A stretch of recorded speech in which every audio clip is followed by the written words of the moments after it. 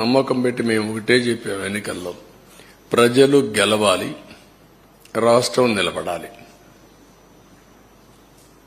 ప్రజలు గెలిచారు, గెలవడానికి దోహదం చేశారు, ఒక హిస్టారికల్ తీర్పు ఇచ్చారు.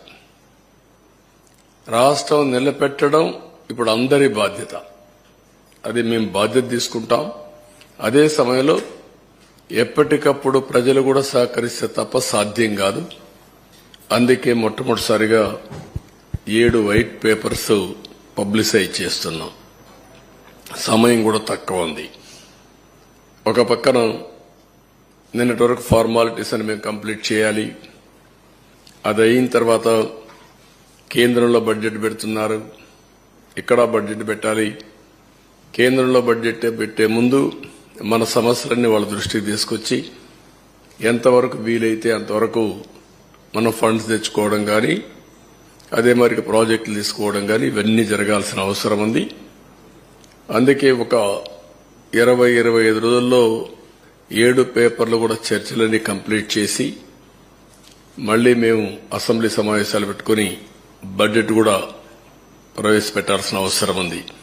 లేకపోతే మళ్లీ ఒక సంవత్సరం మనకు ఒక కన్ఫ్యూజన్ లో పోయే పరిస్థితి వస్తుంది. అందుకే మేము 7 సబ్జెక్ట్స్ కూడా మీకు ఒక ఐడియా ఉంది. మేము కూడా టైం టేబుల్ ఇస్తాం. దీనిపైన తరోగా చర్చ చేస్తాం. చర్చ చేసిన తర్వాత ప్రజలందరూ ఇచ్చిన సజెషన్స్ కూడా తీసుకొని వెబ్సైట్స్ అన్ని, ఇప్పుడు ఇరిగేషన్ ఉంది, ఈ ఇరిగేషన్ ఒక వెబ్సైట్ ఓపెన్ చేస్తాం.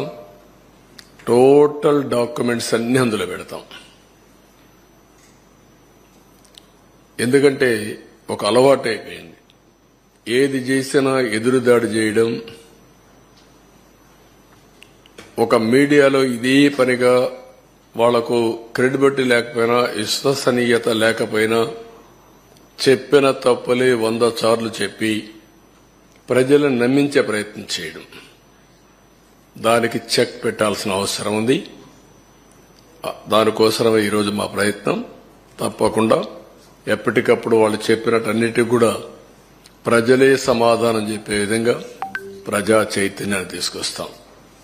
ఇప్పుడు ఫస్ట్ తీసుకున్న పేపర్ మేము చూస్తే 2 భాగాలున్నాయి. కానీ మొదటి భాగం పోలవరం, రెండవది ఇరిగేషన్ ప్రాజెక్ట్స్, సాగునీటి ప్రాజెక్టులు. ఈ రోజు మేము సాగునీటి ప్రాజెక్టులు తీసుకోవడం లేదు. ఆంధ్రప్రదేశ్ రాష్ట్రానికి సాగునీటి ప్రాజెక్టుల అవసరం చాలా ఉంది. ఆ రోజు తెలుగుదేశం పార్టీ హయాంలో 64,000 కోట్ల రూపాయలు, 67,000 కోట్ల రూపాయలు 5 సంవత్సరాల్లో ఇరిగేషన్ పైన ఖర్చు పెట్టాం. ఇప్పుడైతే మెయింటెనెన్స్ కూడా ఇవ్వలేని పరిస్థితి వచ్చింది. అవన్నీ నేను కూడా ఒక వారం తిరిగాను. రాష్ట్రంలో ప్రజా చైతన్యం తీసుకొచ్చాను. ఆ విషయాలు మళ్లీ నేను మాట్లాడతాను.